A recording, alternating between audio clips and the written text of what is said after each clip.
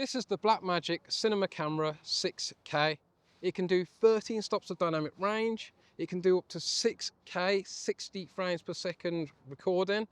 It's got a full-size HDMI, inbuilt mini XLR cables, a huge 5-inch touchscreen display that's 1500 nits bright, and for some reason, it just went a little bit unloved. In this video, I'm going to tell you why this is my new camera. Now, this camera can do 6K at 60 frames per second. However, there is a small caveat, and that is that it crops in. Now, at the moment, we are shooting in OpenGate. If you don't know, OpenGate records the full image sensor size. So that's a 3:2 aspect ratio, something you might find in a typical photograph. The cool thing is with this is it means you can crop it however you want. You could do a 1:1 crop, which is square for Instagram and LinkedIn, stuff like that. You can do a 9:16, which is for mobile phones. You could do a 16:9, which is for films, and is quite a standard aspect ratio. So now we are in 6K, and in this mode, you can go up to 48 frames a second. This is probably going to be the mode that I use the most often, if I'm being honest with you. The reason is, we still got a lot of space at the top and the bottom of the screen, and we can shoot at to 48 frames a second. A huge gripe I had with my S5 II was that it has a punch-in crop. And this is where I'm going to explain something that hasn't really been mentioned as far as I can tell about this camera, which is what I don't like happening is when my composition punches in, it's very frustrating and distracting. However, some of the crop modes on this camera seem to just chop the top and bottom off, which is much more desirable than punching into the image. That's not totally true on all modes though, as we'll see in a moment. So in this mode, we can do 6K in a 2:1 aspect ratio. That is a cinematic aspect ratio. I absolutely love this, and I think I'll be using this a heck of a lot as well. This, like I momentarily just said, rather than punch in, it's probably just chop the top and the bottom of the screen. It means it's going to give you those black bars that you would find on a cinematic production. I think that's very, very cool. However, on the next mode, as we drop down into 4K, we might punch in a little bit. Okay, so I've not changed positions. We have now dropped down into 4K, and it's punched in by around 1.5 times. The higher the frame rate, the more the sensor is going to have to punch in. I'm not going to be shooting in 4K on this camera. I'm probably going to be shooting in 6K almost exclusively.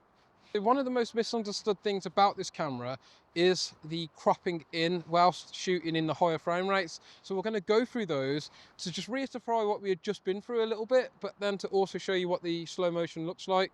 So we'll work our way through, and we'll start off with 6K at 36 frames per second.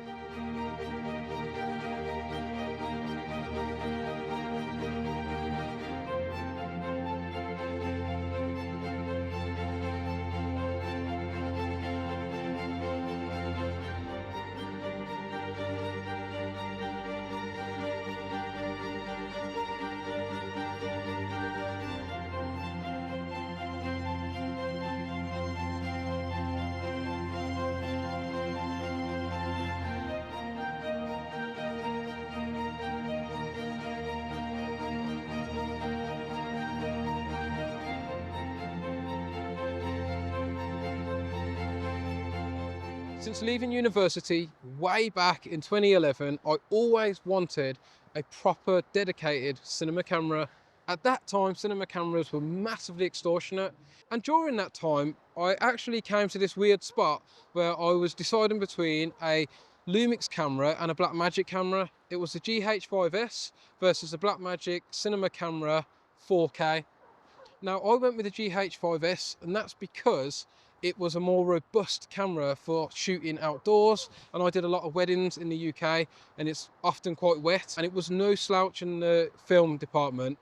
But I found that I stuck with mirrorless cameras. From a financial standpoint, it just made more sense to stick with mirrorless cameras, as they were getting better at video with the introduction of things like 10-bit and even RAW and lots of video monitoring tools, than it would be to go to a fully dedicated cinema camera.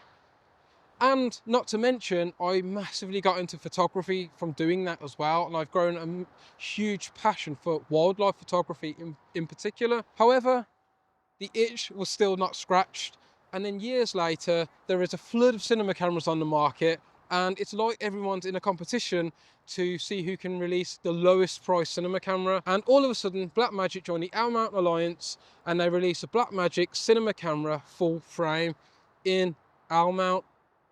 Now, in this time, I had been down a deep rabbit hole looking at all different camera brands, trying to find a camera that simply didn't crop in when I was shooting in a higher frame rate, like 60 frames a second.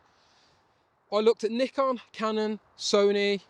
I've even looked at cinema cameras because I kind of wanted something I could do dedicated filming for, and perhaps wildlife filmmaking that didn't punch in when I was cropping.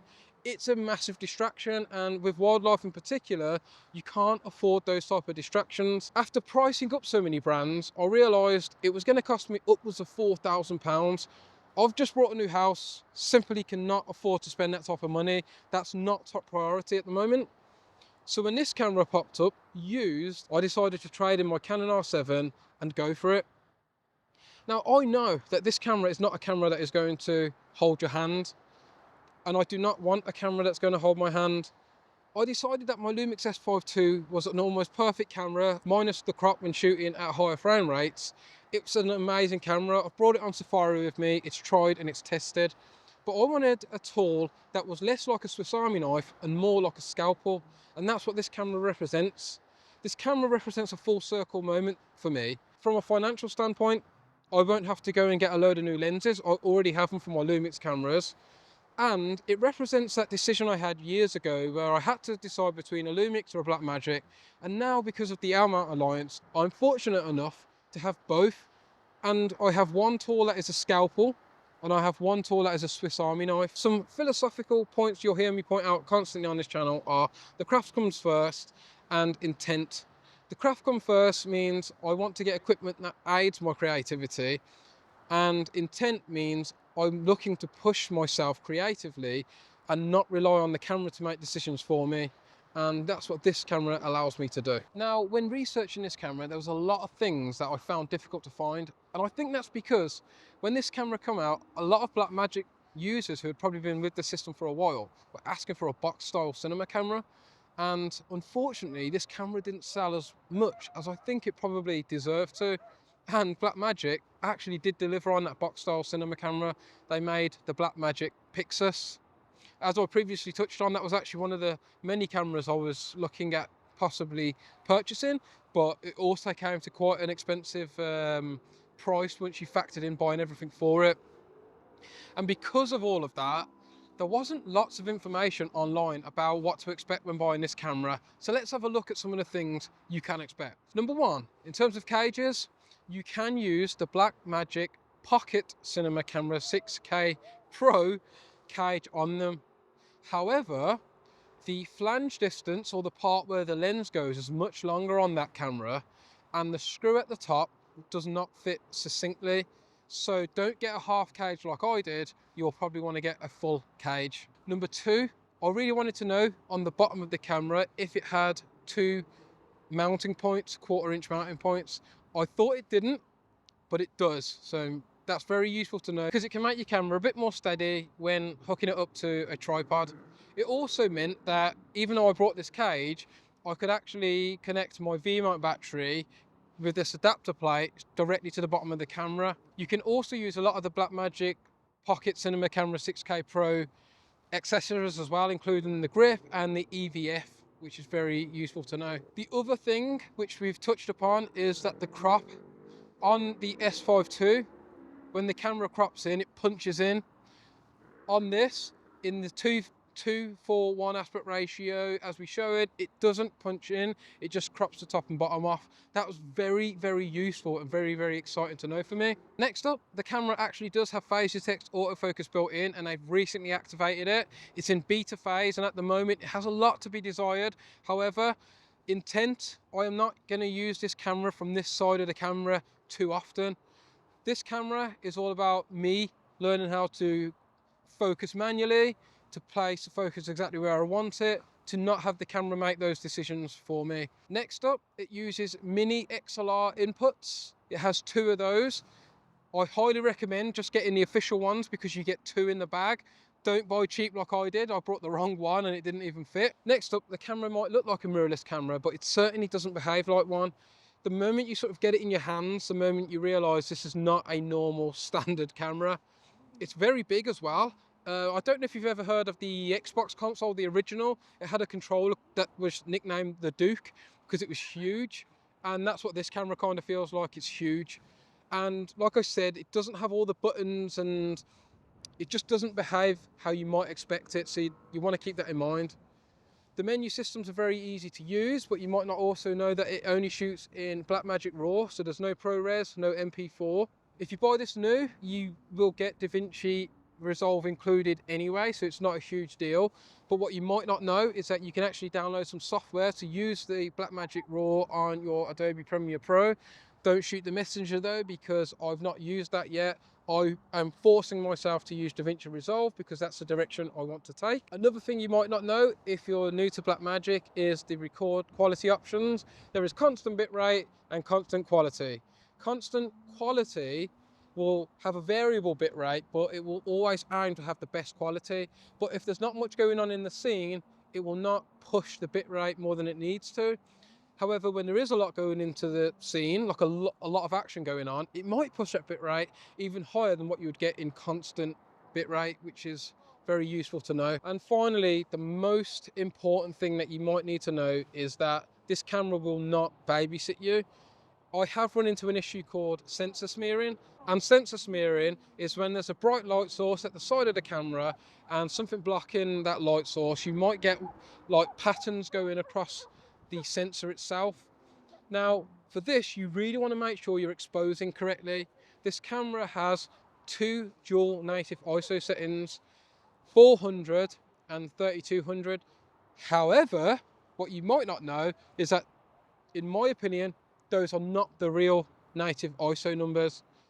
From what I've seen, 100 and 1250 are the cleanest ISO settings. So what you want to do is make sure you try your best to only expose on those ISOs. And I do the same on my Lumix camera. I only expose at the native ISO points and use a variable ND filter or lights to help make up the difference.